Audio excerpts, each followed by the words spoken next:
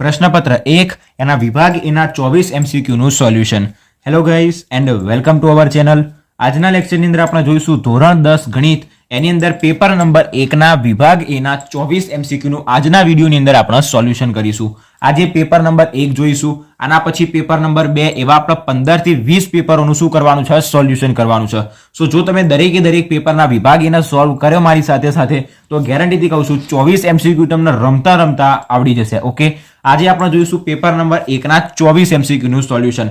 દરેકે દરેક MCQ આપણે સમજવાનું છે, ડાયરેક્ટલી જવાબ લખી દેવાનો નથી. જો દાખલો હશે તો દાખલો પણ ગણવાનો છે. કેવી રીતના એનો જવાબ લાવો દરેકે દરેક વસ્તુ તમને શીખવાડીશ. કમ્પ્લીટ વિડીયોમાં અંત સુધી બન્યા રહેજો.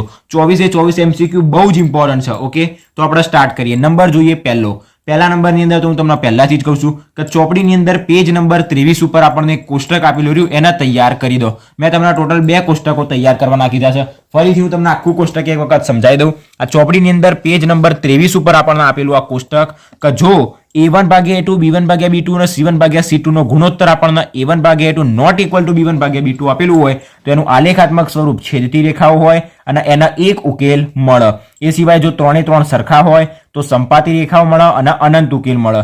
જો a1 ભાગ્યા a2 અને b1 ભાગ્યા b2 સરખા હોય પણ c1 ભાગ્યા c2 અલગ હોય તો એની રેખાઓ સમાંતર મળે અને જો રેખાઓ સમાંતર મળે તો એના એક પણ ઉકેલ મળે નહીં. જો એના ઉકેલ મળે તો સમીકરણ સુસંગત હોય અને એક પણ ઉકેલ ના મળે તો સમીકરણ સુસંગત હોય નહીં. એક 23 નંબરના પેજ ઉપરથી આટલું કોષ્ટક ખાલી તૈયાર કરી દેજો કે ગુણોત્તરો આવા હોય તો એનું આલેખાત્મક સ્વરૂપ, બેઝિક સ્વરૂપ અને સુસંગત છે કે નહીં એ ચકાસવાનું. સુસંગત ક્યારે હોય કે જ્યારે એને કોઈ પણ એક ઉકેલ મળે અથવા તો અનંત ઉકેલ મળે. મતલબ એને જો ઉકેલ મળે તો સમીકરણ સુસંગત, ઉકેલ ના મળે તો સમીકરણ સુસંગત નથી. અને બીજા નંબરની અંદર ચોપડીની અંદર પેજ નંબર 39 ઉપર આપણને બીજી વસ્તુ આપેલી છે કે જો વિવેચક b² - 4ac ગ્રેટર ધેન 0 હોય, 0 કરતા મોટો હોય તો એને બે ભિન્ન અને વાસ્તવિક બીજ મળે. જો વિવેચક 0 હોય તો એના બે સમાન અને વાસ્તવિક બીજ મળે અને જો વિવેચક લેસ ધેન 0 હોય મતલબ વિવેચકની કિંમત ઋણ મળે તો એને કોઈ વાસ્તવિક બીજ ના મળે. પહેલા તો આ બે વસ્તુ તમે તૈયાર કરી દેજો કારણ કે બહુ જ ઇમ્પોર્ટન્ટ છે.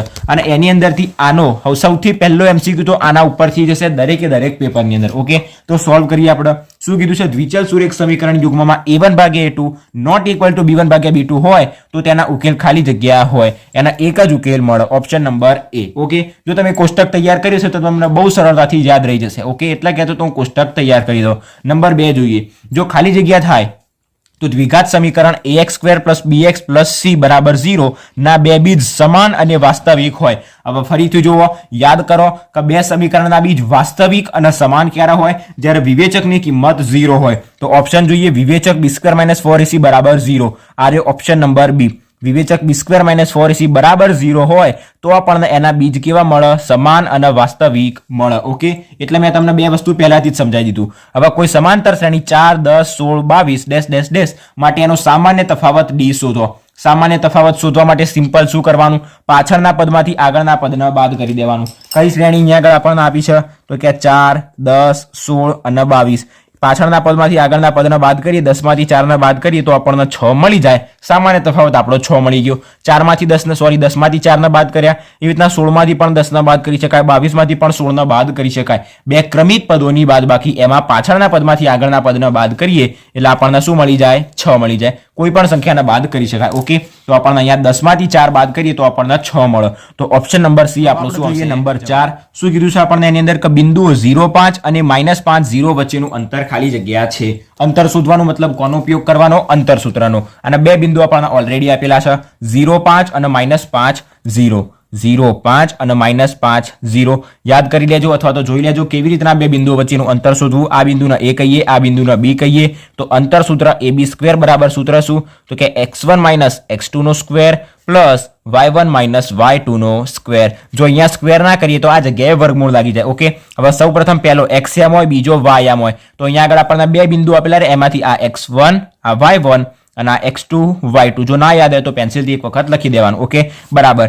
x1 - x2 પહેલામાંથી પહેલાને બાદ કરવાનું તો 0 માંથી માઇનસ કરીશું કોને? તો કે -5. તો 0 માઇનસ -5 તો 0 પ્લસ 5 થઈ જશે અને એનો સ્ક્વેર પ્લસ બીજામાંથી બીજાને માઇનસ કરીશું. 5 માંથી 0 ને માઇનસ કરીએ તો 5 - 0 નો સ્ક્વેર. હવે 0 + 5 એટલે 5, 5 નો સ્ક્વેર થશે 25 પ્લસ 5 - 0 એટલે 5 અને એ 5 નો સ્ક્વેર પણ થશે 25. તો 25 + 25 થઈ જશે 50. એ આપણને કોની કિંમત મળી? AB સ્ક્વેરની. આપણે કિંમત કોની શોધવાની? AB. તો AB બરાબર જો આ બાજુથી વર્ગ કાઢીએ તો આ બાજુ વર્ગમૂળ થઈ જાય. તો વર્ગમૂળમાં 50 મતલબ વર્ગમૂળમાં 25 ગુણ્યા 2. હવે 25 નું વર્ગમૂળ થાય 5 તો એ 5 બહાર આવી જશે અને આ 2 જેનું વર્ગમૂળ કશું નહીં નીકળે તો એ વર્ગમૂળમાં એમના એમ. તો 5 વર્ગમૂળમાં 2 આપણો જવાબ. ઓપ્શન જોઈ લઈએ. 5 વર્ગમૂળમાં 2 આપણો option number B. Okay, number 5 જોઈએ. ત્રિકોણમિતિનું આપણને ડાયરેક્ટ એક સૂત્ર આપેલું છે કે sec² θ - tan² θ બરાબર તો કે 1 થાય. 3 સૌથી મોસ્ટ ઇમ્પોર્ટન્ટ સૂત્રો. sin² θ + cos² θ બરાબર 1. બીજું સૂત્ર sec tan કરીને આપણે યાદ રખાયું હતું. sec tan મતલબ sec² θ - tan² θ બરાબર 1 અને એક cosec² θ - cot² θ બરાબર 1. 3 3 સૂત્રો યાદ રાખજો. નંબર જોઈએ 6. છઠ્ઠા નંબરની અંદર આપણને શું આપ્યું છે? કોઈ માહિતી માટે x બાર બરાબર 2500 મતલબ મધ્યક 25 આપ્યો છે, z બહુલક 25 આપ્યો તો m બરાબર પણ શું થાય? 25 થાય. જો બે કિંમત સરખી આપી હોય તો ત્રીજી કિંમત ઓટોમેટિક સરખી થઈ જાય. કેવી રીતના? એના પણ આપણે કમ્પ્લીટ ગણિતો દેવાનો જ. શું સૂત્ર છે? z બરાબર 3m - 2x બાર. આપણને કોની કિંમત આપી છે? મધ્યક 25 અને બહુલક 25. તો મધ્યસ્થ શોધવાનો. બહુલક આપણને 25 આપેલો છે, 3 મધ્યસ્થ શોધવાનો -2 અને મધ્યક આપણને કેટલો આપ્યો છે? તો કે 25. આ 25 એમના એમ 25 દૂર થશે 50 પણ આગળ માઇનસ એટલે -50 અને -50 ડાબી બાજુ આવશે તો +50 થઈ જશે અને બરાબર 3m એમના એમ. તો 3m ને સીધું લખીએ તો 50 અને 25 કેટલા થશે? 75. તો m બરાબર 75. 3 એની નીચે આવશે એટલે ભાગ્યા 3. 25 તરી 75. તો આપણને m ની કિંમત કેટલી મળી જશે? 25. બરાબર. આ સૂત્ર ઉપરથી આપણને જો બે કિંમત આપી હોય તો ત્રીજી કિંમત બહુ સરળતાથી આપણે શોધી શકીએ. અને એની અંદર એક વાત ખાસ યાદ રાખજો, જ્યારે આપણે આંકડાશાસ્ત્ર ચેપ્ટરના MCQ નું સોલ્યુશન કર્યું હતું મેં તમને ત્યારે પણ કીધું હતું કે એ ત્રણમાંથી બે કિંમત જો આપણને એક સરખી આપી હોય તો ત્રીજી કિંમત પણ એની એ જે સરખી કિંમત રહી એ જ મળે. મતલબ આ 25 ના આ 25 તો ત્રીજી કિંમત પણ આપણને 25 જ મળે. ઓકે, આપણે શોધી શકીએ. શોધતા આપણને આવડતી હોય તો આપણે સરળતાથી શોધી પણ શકીએ. ઓકે, નંબર 6 પૂરો. નંબર 7 જોઈએ. 3 + 2 વર્ગમૂળમાં 5 એ ખાલી જગ્યા સંખ્યા છે. જો વર્ગમૂળ આપી હોય તો આંખ બંધ કરીને અસમય લખી દેવાની. પણ જો આપણને એવું આપેલું હોય કે 3 + વર્ગમૂળમાં 16 તો 16 નું વર્ગમૂળ 4 થાય. તો 3 + વર્ગમૂળમાં 16 એટલે 4 તો 3 ને 4 થશે 7. તો 7 એ સમય કહેવાય. અહીંયા વર્ગમૂળમાં 5 આપેલું રહ્યું એ વર્ગમૂળમાં 5 ના આપણે કશું હરાઈ શકીએ નહીં. 5 એ વર્ગમૂળની અંદર એમના એમ જ રહેશે. એનું કશું વર્ગમૂળ નીકળશે નહીં. મતલબ વર્ગમૂળ વાળી સંખ્યા રહી તો એ અસમય સંખ્યા કહેવાશે. દ્વિઘાત બહુપદી આપણને એક આપી છે, એના શૂન્યોનો સરવાળો ખાલી જગ્યા થાય. પહેલા તો દ્વિઘાત બહુપદી લખીએ. કઈ આપી છે? તો કે 4x² - 3x - 7. હવે દ્વિઘાત બહુપદીના શૂન્યોનો સરવાળો શોધવા માટેનું સૂત્ર શું? તો કે શૂન્યોનો સરવાળો જેને આપણે કહીએ આલ્ફા + બીટા, એનું સૂત્ર -b/a. હવે આ સમીકરણ ઉપરથી abc ની કિંમત શોધો. તો જે x² નો સહગુણક હોય એને a કહેવાય, પછી x નો સહગુણક હોય ચિહ્ન સાથે એને b અને અચળ પદ જેને આપણે કહીએ c. આપણે કોની જરૂર? -b/a. તો માઇનસ એમના એમ b ની કિંમત કેટલી? તો કે -3 ભાગ્યા a ની કિંમત મતલબ x² નો સહગુણક 4. તો બરાબર માઇનસ માઇનસ થઈ જશે પ્લસ ઉપર 3/4. તો 3/4 આપણો આવશે જવાબ. આ રહ્યો 3/4. ડન. હવે જોઈએ નંબર 9. શું કીધું? એક સિક્કાને 3 વખત ઉછાળતા મળતા શક્ય પરિણામોની સંખ્યા ખાલી જગ્યા થાય. એ પણ શીખી લો. એક સિક્કાને 3 વખત ઉછાળ્યું છે. એક સિક્કો રહ્યો એને પહેલી વખત ઉછાળ્યો, બીજી વખત ઉછાળ્યો, ત્રીજી વખત ઉછાળ્યો તો ટોટલ કેટલા પરિણામો મળે? તો એની માટે યાદ રાખવાનું 2 ની n ઘાત. એક સિક્કાને આપણે 3 વખત ઉછાળીએ કે 3 સિક્કાને 1 વખત ઉછાળીએ. મતલબ 3 વખત ઉછાળ્યો અથવા તો 3 સિક્કાને 1 રૂપિયાના સિક્કાને 3 વખત ઉછાળ્યો અથવા તો 3 સિક્કાને 1 વખત ઉછાળ્યો મતલબ 3 આયા તો 2 ની કેટલી ઘાત આવશે? n ની જગ્યાએ 3. 2 ની 3 ઘાત મતલબ 8. ફરી એક વખત સમજો. તમે 4 સિક્કાને 1 વખત ઉછાળો કે 1 સિક્કાને 4 વખત ઉછાળો. ઉછાળ્યો કેટલી વખત? 4 વખત. મતલબ 2 ની 4 ઘાત. 2 ની 4 ઘાત મતલબ એના ટોટલ પરિણામોની સંખ્યા આપણને મળે. પરિણામોની સંખ્યા શોધવા માટેનું સૂત્ર 2 ની n ઘાત. અહીંયા 3 સિક્કાને 1 વખત ઉછાળો તો 1 સિક્કાને 3 વખત ઉછાળો.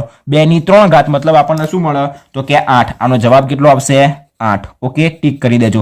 tan θ * cot θ બરાબર સિમ્પલ સૂત્ર છે આપણી પાસે 1. કારણ કે tan અને cot બંને એકબીજાના વ્યસ્ત છે તો આપણને ખબર છે tan θ બરાબર 1/cot θ.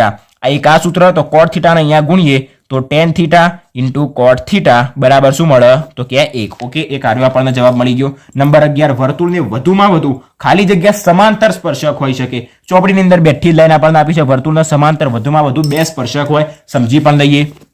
આર્યો આપણી પાસે એક વર્તુળ રહ્યું, એના આ એક સ્પર્શક રહ્યો. હવે આના સમાંતર આ એક જ સ્પર્શક હોય તો આના સમાંતર એક સ્પર્શક, આના સમાંતર બીજો સ્પર્શક, મતલબ આ બે જે સ્પર્શક રહ્યા એ એકબીજાના સમાંતર હોય. તમે સ્પર્શક તો ઘણા બધા દોરી શકો, આ પણ એક સ્પર્શક કહેવાય, પણ આ જે સ્પર્શક રહ્યો એ આ બંનેમાંથી કોઈના સમાંતર નથી. આના સમાંતર સ્પર્શક આ માત્ર ને માત્ર એક જ હશે. તો આ બે સ્પર્શકો એવા છે કે જે એકબીજાના સમાંતર, એ રીતના આ બે સ્પર્શકો પણ એકબીજાના સમાંતર. મતલબ વધુમાં વધુ વર્તુળનો બે જ સ્પર્શકો કેવા હોય સમાંતર હોય. આ બે એકબીજાના સ્પર્શકો ઘણા બધા હોય પણ એના સમાંતર, આના સમાંતર એક અને આના સમાંતર આ બે, મતલબ એકબીજાના બે જ જેવા સ્પર્શક હોય કે જે કેવા હોય સમાંતર હોય. ઓકે, તો આપણો જવાબ શું આવશે? વર્તુળને વધુમાં વધુ બે જ સમાંતર સ્પર્શક હોય. નંબર જોઈએ 12. આ દાખલો પણ બહુ જ ઇમ્પોર્ટન્ટ, ઘણા લોકોને ખબર જ નહીં પડે કેવી રીતે મધ્યસ્થ શોધવો. આપણને સંખ્યાઓ આપી છે -2, -3, 0, 1, 3, 2, 7 નો મધ્યસ્થ ખાલી જગ્યા છે. જો બહુલક શોધવાનો કહે તો આપણે શું કરીએ? જે સંખ્યા સૌથી વધુ વખત આપી હોય એ આપણો બહુલક થઈ જાય. તો મધ્યસ્થ માટે શું કરવાનું? તો સૌપ્રથમ તો જેટલી સંખ્યા આપી હોય એને ચડતા ક્રમમાં ગોઠવવાની. મતલબ સૌ પહેલા નાની સંખ્યા, એના કરતા મોટી સંખ્યા લખી જવાની, અને સૌથી વચ્ચોવચ્ચ જે સંખ્યા આવે એ આપણો મધ્યસ્થ. શીખી લઈએ એને પણ. અહીંયા પણ આટલી સંખ્યા આપી લઈએ, એને ચડતા ક્રમમાં સૌપ્રથમ ગોઠવીએ. મતલબ સૌપ્રથમ નાની સંખ્યા, સૌથી નાની સંખ્યા કઈ? 0 ના, ઋણ સંખ્યા નાની હોય તો -3 એ સૌથી નાની આવશે. એના કરતા મોટી -2, એના કરતા મોટી 0, પછી 1, પછી 2, 3, 2, 3 અને 7. 1, 2, 3, 4, 5, 6, 7 સંખ્યા આપી હતી.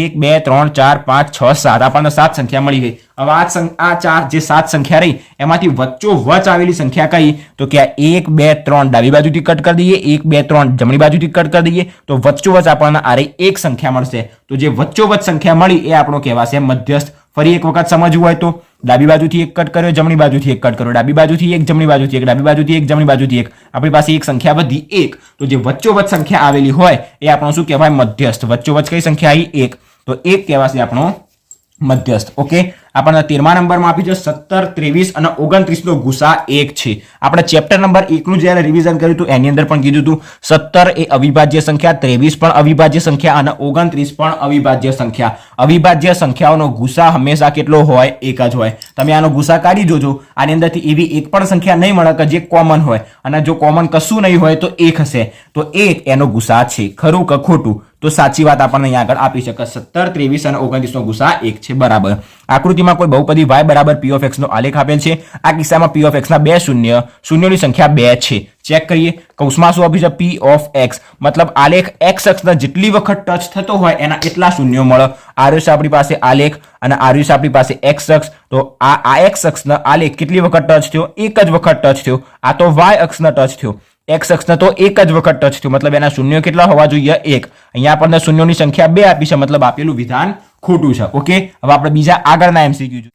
હવે જોઈએ નંબર 15. નંબર 15 ની અંદર આપણને શું આપ્યું છે કે દ્વિચલ સુરેખ સમીકરણ યુગ્મ 2x + 3y = 12 અને 3x + 2y = 18 હોય તો x + y = 5 થાય. આપણને બે સમીકરણ આપેલા છે. કયું સમીકરણ આપ્યું છે? પહેલું સમીકરણ આપણને આપ્યું છે કે 2x + 3y = 12 અને બીજું સમીકરણ આપ્યું છે 1 જ મિનિટ 3x + 2y = 18. તો આપણને એમ કીધું છે કે x + y = 5 થાય. આપેલું વિધાન સાચું કે ખોટું? તો સૌપ્રથમ આપણને જોઈને તો ખબર પડે નહીં. આપણે x અને y ની કિંમત શોધીને એનો સરવાળો કરીએ તો આપણને ખબર પડે. આરે આપણને બે સમીકરણ આપેલા છે. ડાયરેક્ટ જ શું કરીએ? લોપની રીતનો ઉપયોગ કરીને અને બંનેનો સરવાળો કરી દઈએ. તો 2x અને 3x એટલે 5x, 3y અને 2y એટલે 5y બરાબર 12 ને 18 કેટલા થશે? 10, 10, 20 ને 8, 28 ને 2, 30 એટલે આપણને 30 મળશે. એક કામ કરીએ, આનાથી 5 કોમન કાઢીએ અને 30 ના નીચે જવા દઈએ.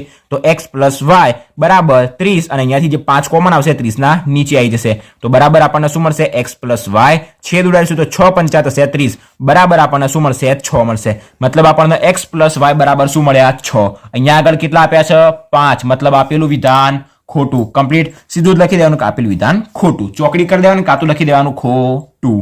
ડન. આ નંબર 15 પૂરો થઈ ગયો. હવે જોઈએ નંબર 16. અશક્ય ઘટનાની સંભાવના 0 છે. સાચું કે ખોટું? તો કે સાચું. અશક્ય ઘટનાની સંભાવના 0, ચોક્કસ ઘટનાની સંભાવના 1. નંબર 17 જોઈએ. a 2a 3a 4a સમાંતર શ્રેણી છે કે નહીં તે ચકાસો. મતલબ આપણને એક વાક્યની અંદર પૂછ્યું છે કે a 2a 3a અને 4a એ સમાંતર શ્રેણી છે કે નહીં. તો અહીંયા આપણને સમાંતર શ્રેણી આપેલી રહી. સમાંતર શ્રેણી છે કે નહીં એ ચેક કરવા માટે આપણે શું કરીએ તો કે પાછળના પદમાંથી આગળના પદના બાદ કરી જઈએ. જેટલા પદ આપેલા હોય બધાની બાદબાકી કરતા સામાન્ય તફાવત સરખો આવે તો આપેલી શ્રેણી સમાંતર શ્રેણી છે.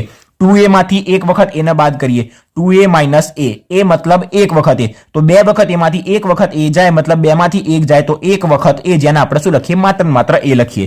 હવે 3a માંથી 2a ને બાદ કરીએ તો કે 3a માઇનસ 2a, 3 માંથી 2 જાય તો એક વખત એ મતલબ એ. એવી રીતના 4a માંથી 3a ને બાદ કરીએ તો પણ આપણને શું મળશે? એ જ મળશે. મતલબ દરેકનો તફાવત આપણને શું મળ્યો? એ મળ્યો, સમાન મળ્યો. અને જો સમાન મળે સામાન્ય તફાવત તો આપેલી શ્રેણી એ સમાંતર શ્રેણી છે. તો આની અંદર આપણે શું લખવાનું? હા, આપેલી શ્રેણી એ સમાંતર શ્રેણી છે. ઓકે, એક વાક્યમાં આવી રીતના જવાબ લખવાનો. નંબર 18, વર્તુળની અંદર આવેલા બિંદુમાંથી વર્તુળને કેટલા સ્પર્શક મળે? તમે જાતે વિચારો, વર્તુળની અંદર એક બિંદુ આવેલું હોય ત્યાંથી કેટલા સ્પર્શક દોરી શકાય? આ વર્તુળનું એક વર્તુળ રહ્યું, ગમે ત્યાં એક બિંદુ લઈ લઈએ, અહીંયાથી તમે એક પણ સ્પર્શક દોરી શકાશો? ના દોરી શકાય. બરાબર. આની અંદર બહારના બિંદુમાંથી દરેક આપણે સ્પર્શકો દોરીએ છીએ. અહીંયા વર્તુળના ટચ થતું હોવું જોઈએ. અહીંયા અંદરથી ક્યાં આગળ સ્પર્શકો આવે? અંદરથી સ્પર્શક આવે તો સ્પર્શક જ ના કહેવાય. મતલબ એક પણ સ્પર્શક વર્તુળના અંદરના બિંદુથી દોરી શકાય નહીં. તો આપણને શું પૂછ્યું છે? વર્તુળની અંદર આવેલા બિંદુમાંથી વર્તુળને કેટલા સ્પર્શક દોરી શકાય? તો આપણે લખી દઈશું કાં તો 0, કાં તો લખી શકીએ કે 1 પણ નહીં, કાં તો આપણે લખી શકાય 0. 3 માંથી જે લખવું હોય લખી શકાય. ઓકે, સોરી, આપણે શું લખી શકાય? કાં તો 0, કાં તો 1 પણ નહીં, કાં તો 0. 3 માંથી જે જવાબ લખવો હોય આપણે લખી શકાય. મતલબ એક પણ વર્તુળના અંદરના બિંદુમાંથી એક પણ સ્પર્શક દોરી શકાય નહીં. નંબર 19, પાસાના એક વખત ઉછાળવામાં આવે અને 6 નો અંક ના મળે એની સંભાવના શોધો. પાસાના ઉછાળ્યો મતલબ ટોટલ કુલ શક્ય પરિણામોની સંખ્યા 6. કારણ કે પાસા ઉપર સંખ્યાઓ કેટલી હોય? 1 2 3 4 5 અને 6. તો પાસો આવે એટલે કુલ શક્ય પરિણામોની સંખ્યા 6. આપણને ઘટના એ શું આપી છે કે ઉછાળતા 6 ના મળે. 6 ના મળે તો શું મળે? આ 5 માંથી જ કંઈક એક મળે. તો ઘટના એ માટેના શક્ય પરિણામોની સંખ્યા કેટલી? તો કે 5. તો ઉપર 5 નીચે 6 એટલે 5 ભાગ્યા 6 આપણને જવાબ મળી જાય. ફરી એક વખત સમજો, નીચે 6 એટલે કુલ શક્ય પરિણામોની સંખ્યા, પાસો ઉછાળો એટલે નીચે કુલ શક્ય પરિણામોની સંખ્યા 6 અને ઘટના એની સંખ્યા ઉપર આવે. ઘટના એ શું હતી કે ઉછાળતા 6 ના મળે. 6 ના મળે તો આ 5 માંથી જ કંઈક મળે. તો આ 5 માંથી કંઈક મળે મતલબ ઘટના એ માટેના શક્ય પરિણામો કેટલા? તો કે આ 5. તો 5 ભાગ્યા 6 આપણને શું મળશે? એની સંભાવના. તો 5 ભાગ્યા 6. પ્રથમ 11 પ્રાકૃતિક સંખ્યાઓનો મધ્યક શોધો. અરે આ તો મધ્યક કેવી રીતના શોધવો? આગળ મધ્યસ્થ આપ્યું હતું, અહીંયા મધ્યક આપ્યો. મધ્યસ્થ શોધતા આવડી ગયું. સંખ્યાના ચડતા ક્રમમાં ગોઠવવાની વચ્ચે આપે હોય એ મધ્યસ્થ. અને મધ્યક શોધવા માટે સિમ્પલ સૂત્ર યાદ રાખવાનું, n+1/2. જેટલી પ્રાકૃતિક સંખ્યા કે n ની જગ્યાએ એ કિંમત મૂકી દેવાની. અહીંયા આપણે શું કીધું કે પ્રથમ 11 પ્રાકૃતિક સંખ્યાઓનો મધ્યક. 11 પ્રાકૃતિક સંખ્યાઓનો મધ્યક મતલબ n બરાબર 11 મૂકવાના. 11 + 1/2. 11 ને 1 થશે 12. 12/2 બરાબર 6. ઘણા લોકો આરી સૂત્ર વાપરી દેશે ભૂલથી. n × n+1/2. આ કોના માટેનું સૂત્ર છે? તો કે પ્રથમ n ધન પૂર્ણાંક સંખ્યાઓનો સરવાળો શોધવાનું સૂત્ર, જે સમાંતર શ્રેણીની અંદર આવે છે. અહીંયા આગળ મધ્યક પૂછ્યો છે તો મધ્યક શોધવા માટેનું સૂત્ર કયું? તો કે n+1/2. પ્રથમ n પ્રાકૃતિક સંખ્યાઓનો મધ્યક શોધવા માટેનું સૂત્ર n+1/2. 10 પ્રાકૃતિક સંખ્યા કહે તો 10+1/2, 11 કહે તો 11+1/2, 50 કહે તો 50+1/2, 51 કહે તો 51+1/2. ઓકે, સૂત્ર ખાલી યાદ રાખજો. ડન. તો આપણને આનો જવાબ કેટલો મળ્યો? 6 મળી ગયો.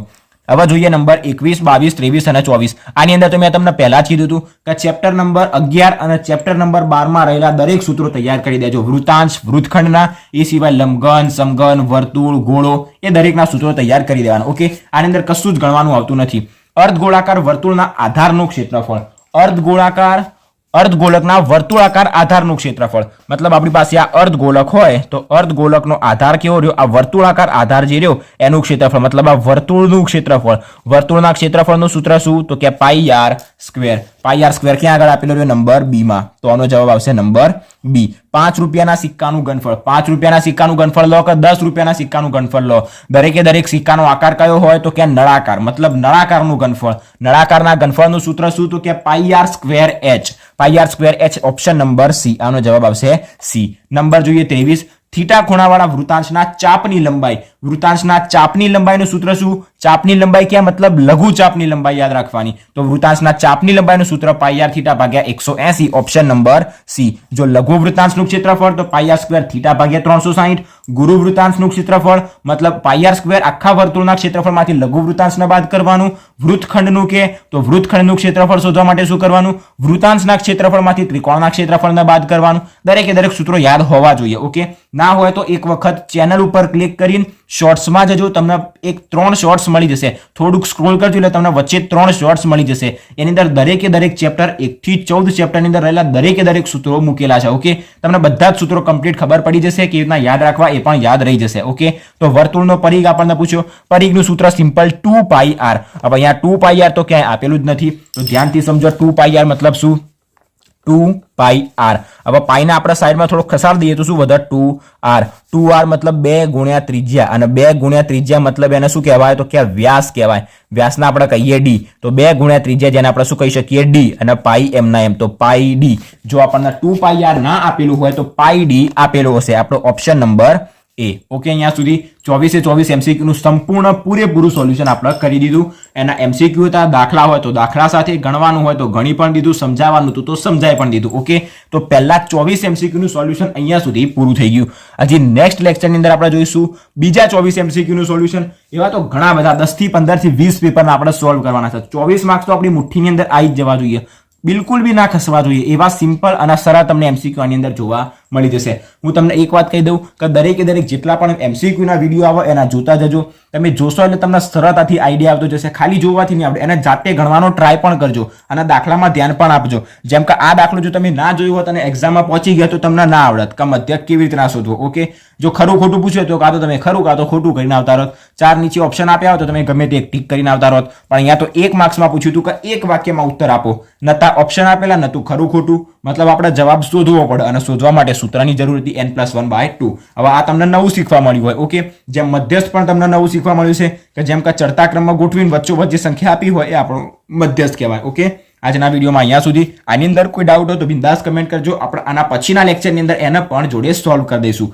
નેક્સ્ટ લેક્ચરમાં બીજું પેપર. જો તમારા વિભાગ બી નું સોલ્યુશન કરવું હોય તો એ પણ કમેન્ટ કરજો. બાકી વિભાગ બી, સી અને ડી જે રહ્યો એની અંદર શું હોય છે? ચોપડીની અંદર જે દાખલા આપેલા હોય એ ના દાખલા આની અંદર મૂકેલા હોય છે અને એ ના દાખલા આપણે ગણવાના હોય છે. મતલબ ચોપડીના દાખલા તૈયાર કર્યા હશે તો ઓટોમેટિક વિભાગ બી, સી અને ડી આવડી જ જાય, પણ વિભાગ એ સૌથી મહત્વનો છે. ઓકે, નેક્સ્ટ લેક્ચરની અંદર બીજા પેપર સાથે મળીશું. જો તમે ચેપ્ટર નંબર 5 સમાંતર શ્રેણી, ચેપ્ટર 13 આંકડાશાસ્ત્ર, ચેપ્ટર 14 સંભાવના, આ 3 ચેપ્ટરના એમસીક્યુ ના વિડીયો નથી જોયા તો ડિસ્ક્રિપ્શન બોક્સમાં લિંક મળી જશે. દરેકે દરેક એમસીક્યુ ને એક વખત જોઈ લેજો. ચેપ્ટર નંબર 5, 13 અને 14 આ 3 ચેપ્ટરના એમસીક્યુ આવી ગયેલા છે. એક વખત જોઈ લીધા એટલે તમારા 8 થી 10 માર્ક્સ એમસીક્યુ ની અંદર તો 100% પાકા થઈ જશે. અને વધારાના એમસીક્યુ નું સોલ્યુશન કરવું હોય તો આપણે પેપર સોલ્યુશન કરી જ રહીએ છીએ. ઓકે, આજના વિડીયોમાં અહીંયા સુધી. વિડીયોમાં કમ્પ્લીટ ખબર પડી હોય તો કમેન્ટ બોક્સમાં યસ લખજો અથવા તો થંબ કરજો. વિડીયો ગમ્યો હોય તો વિડીયોને લાઈક, શેર, ચેનલને સબસ્ક્રાઇબ જરૂરથી કરી દેજો. Thanks for watching guys.